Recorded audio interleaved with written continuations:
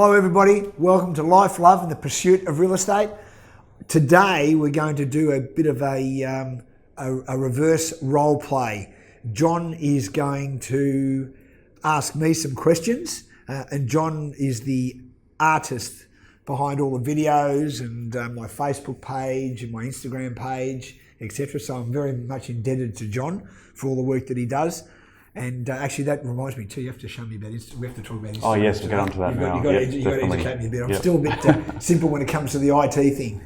So John's going to start off. He wants to ask me 5 questions. I don't know what these questions are, so we're just going to run with it and see how we go. So, John, welcome. Let's go. Thanks, Michael. Well, the first question I've got for you today is to do with gratitude. So it's a constant theme in your videos. Right. And it's interesting how you point to gratitude as being one of the factors in your success. So I wondered if you could expand upon that a little bit and sort of tell us a little bit how gratitude has helped shape patterns for success in your life. I'll give you an initial broad answer to that. Good question. My thought process with gratitude is even when things are hard, I'm generally grateful for the lesson that I've learned. And one of the things that Dr. Fred always pumps with us, and he doesn't say this directly, but it's indirectly an education all the time, is what's the learning out of everything that we do? So therefore, generally speaking, when I look at what's the learning out of something that's good or something that's difficult or something that's easy and difficult, is what did I learn out of it? And with the learning, you need to have an implementation. So therefore, there's no point learning something if the next time you come across the same problem and you do the same thing. Yeah. Right? So therefore, the gratitude is that if I'm proficient enough to be able to implement that learning, I'm grateful for it. So therefore, it'll hopefully stop me making the same mistake again. Subsequently, and in addition to that, if I do something good, I want to be able to know what I did well. So I take gratitude in the fact that I've learned something. And there again, I implement that as well. So the gratitude is in having the experience.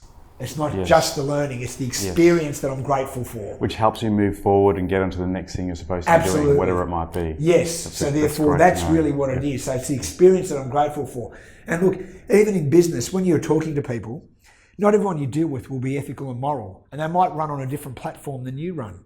So therefore, there is a benefit in having those experiences. And the one thing that Dr. Fred always used to say to me in the early stages, a couple of the learnings that I had with this, is he said, listen, as your business grows bigger, have a lawyer that's going to be on retainer that you can easily get hold of. Yes. Right? Great advice. Good learning, and I implemented that all the way along. So, and aside from being one of the wisest men I've ever met, those sort of learnings I'm grateful for. And he's changed the way that I run my business. The other thing too is that I've become more analytical in relation to the business that I conduct daily when I have a look at how it works or how it doesn't work. So therefore, Fred's had a very big influence on that. But everything that we do is gratitude. And Fred talks about having a 10 out of 10. And sometimes that can be just having a really great cup of coffee in the morning and having an appreciation for the person that makes it. But sitting there and actually relishing in the every sip that you take is the best coffee that you've had. Yes. Right? And that just helps push you in that positive frame of mind for the rest of your day as Absolutely. well. So any small thing you can appreciate. And Fred calls it a 10 out of 10. Yes. So how many 10s did you have in a day? And it can be maybe seeing your beloved, it could be maybe having a cup of coffee, it could be solidifying a deal or seeing the look on someone's face when you've done something for them that they did not expect. Yeah. Those little 10s make a great day. So we want to cram as many 10s as we can in a day, and that's the gratitude thing. Yeah, and being aware of that, I think, is the first step as well. So people might have these experiences and not even be aware they're happening. So that's right. Being able to point to it and say, I should be grateful for that, can help put you in that right position. That's right. And it's the old, we've spoken many times about when you get a great salesperson and they have a really great month, then the next month they fall flat. Yes. Right. Why is that? It's because they generally don't know what they did well. They need to sit back and reflect on what it was. Yes, and that's why reflection is really a good word. Is really, really important. And reflection can create a really good sense of gratitude. If you had to point to one characteristic that helps you or has helped you achieve the great levels of success that you've achieved in your life, what would that one characteristic be? Focus. Focus. Yeah. Yes. Yeah. I have a dogged determination. Yes, and you I have have. tunnel vision. Yes. When I've got something, when I've got a bug. Yes. Yeah. And that's really pertinent, I think, in this day and age where we're being often led astray with the likes of social media, which I'm involved in quite heavily, which does everything but focus you. So I think that's very timely to mention that we really have to be able to focus on what's important in order to achieve that goal. Well, it's interesting because the guy that I'm interviewing next today Yes. is Travis, Yes. right? Who used to be at Macquarie and NAB. So we're running a bit of a finance discussion coming up. He's always critical of me of not responding to all my emails. And sometimes I might get 20 emails in a day and sometimes I'll get 200. Yeah. Right? So Mary and I will generally flick through them and have a look. But if I've got something in play, I just won't check my emails. I don't worry about my phone, nothing. I'll just leave my phone aside. I don't care because I need to get done what I've got done. And my attitude with that is I don't have a fear of loss of a phone call. I don't have a fear of loss of an email. And it's not because I'm comfortable or not comfortable. I just know that for me to get the outcome I want on what I'm working with, I can't have a distraction. I can concentrate really well with one thing at once. Yes. So therefore that's my skill set and that's what I do. Multitasking and looking at the phone and trying to do what I need to do, I can't do any of that. So I concentrate on one thing at once. So focus is, I think, that's great to know. And also, we've actually produced a video on that topic where you talk about eliminating the disruptors. Yes. That's probably a good one to go back and watch. So I'll post a link to some of the previous videos in the comments below for you to check out, but you've actually covered that in full detail in the past, good.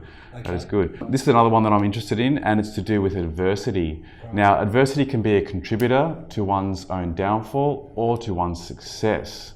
Now, knowing you and a little bit about your past, you've come up against some adversity. How do you think that's helped shape you and help you become the success that you are today? One of the things with adversity is that we always, the premise is that we're rock solid and we can take it, and that the more hits we have, the better off we'll be and all that sort of stuff. To a certain extent, that's okay, but sometimes there can be a little bit of flowery bullshit with that. So what happens is if something goes haywire in a deal or a development we're doing or someone we're negotiating with or when we want to buy a property, etc., what happens is that we don't strategize enough. The good thing about adversity is not necessarily it itself, is the fact that if you want something bad enough, you'll be able to strategize, and adversity makes you think. And that's why I like things that sometimes are a little bit tougher. Yes. Because it'll put me back in my seat and it'll make me think. Let's take a step backwards in time to when you were running your real estate business. It started off as a small boutique business in Mount Waverley and very quickly grew to become a large organisation employing hundreds of people, billion-dollar turnover and a national profile. How did you scale the business from a small boutique operation to a large national operation? There's a few words: enthusiasm, education, and involvement, right? So therefore, I'm feeling enthusiastic, I think, right? And I think I'm okay getting people to come on the wave and giving them a vision. So I really work on my communication, even to the point where Karen will sometimes say to me, "You haven't explained that right, can you stop, Michael? And explain that to me properly." And because I'm always in a rush, I tend to blah, blah, blah, blah, blah. Yes. Right? She's taught me the art of being a bit more succinct, standing back, explaining the message and getting people enthusiastic. I think education is important, and I think people will work with you better than they'll work for you, but they'll work with you when they think that you can still educate them and that you are proficient at your art. But when your staff think that they're much more proficient and worthy than you are, you generally lose them. So keeping staff involved is keeping them educated. Yes. So what you're talking about there seems to point to great leadership skills, and that's a very important part of scaling any business. Did you actually set defined goals to achieve certain levels of success along the way, or did it just naturally evolve, or was it pre-planned? Initially, it's funny, we never had a lot of set parameters or goals. Yes. And then Dr. Fred was really pumping this goal thing with me. And a lot of people find goals really hard to do. And we've covered a few of those in the last few videos.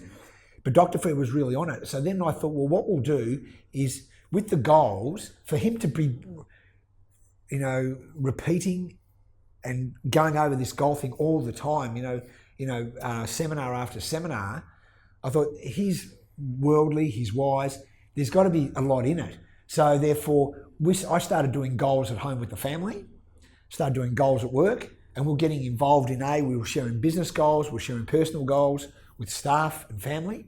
So therefore, someone might be that they want to get a body mass index of X. Yeah. Well, every once in a while, we'd ask Johnny, how are you going with that?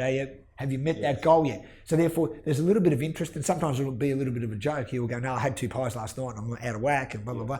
So it becomes a little bit of fun, but fun with checking and supervising. So therefore, you have like a peer partner that sort of monitors you a little bit, right, to keep you on track.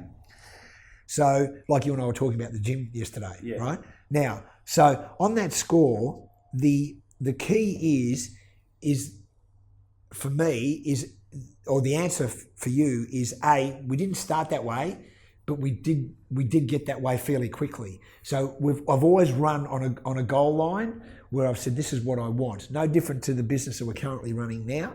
Yes. We have some parameters for 2018 that are fairly high. Yes. So therefore we're on our way with that now, and we monitor that as we go. So, but the reality of that is that we set a goal, and then we understand what it takes, what all the tasks are going to be behind the goal to get us to the goal. So therefore, we never do a goal without a set of tasks that have got to come behind it, right? So the answer is initially no, but then we started to, and that helped us become bigger. Yeah. And then as we grew, then we had a very low attrition of staff, and that's what goals do. Because people say they might be married for 5 years and they separate. And a lot of that's sad, and 50% of marriages now don't work. And not that I've got any real expertise in that area, but the one thing I do know is when people have unified goals, they stay together. Yes. When they have unified goals in business, partnerships stay together. Yes. When they have unified goals in business with staff don't leave you.